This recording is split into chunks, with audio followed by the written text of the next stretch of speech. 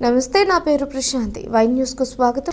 జిల్లా కేంద్రం అనకాపల్లిలో వైఎస్ఆర్ కాంగ్రెస్ పార్టీ కోటి సంతకాల సేకరణ చేపట్టింది। ప్రైవేట్ మెడికల్ కాలేజీల ప్రైవేటీకరణను ఉపసంహరించుకోవాలని డిమాండ్ చేస్తూ నియోజకవర్గ వైఎస్ఆర్ కాంగ్రెస్ పార్టీ యువజన విభాగం స్థానిక ఆర్టీసీ కాంప్లెక్స్ వద్ద ఈ కార్యక్రమానికి నిర్వహించింది। నియోజకవర్గ సమన్వయకర్త మలసాల భరత్, మాజీ ఎంపీ బీసెట్టి సత్యవతి, జాజుల రమేష్, వేగిద్రినాథ్, బాదం హరికృష్ణ తదితరులు పాల్గొన్నారు।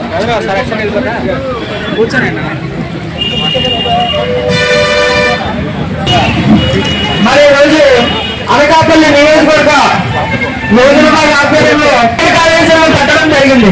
మరి 17 మెడికల్ కాలేజీల్లో జగన్మోహన్ రెడ్డి గారు ప్రభుత్వంలో ఉన్నప్పుడు సుమారుగా 17 మెడికల్ కాలేజీలు పూర్తి చేయడం జరిగింది।